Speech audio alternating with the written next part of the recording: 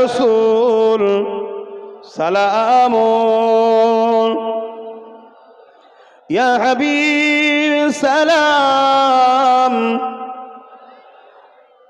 সালাবাতুল্লাহ। কঠিন হাসরের দিনে কি আছে মোদের কপালে,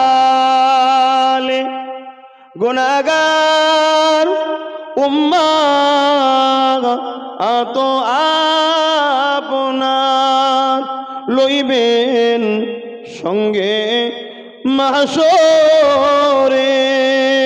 নবী সালাম,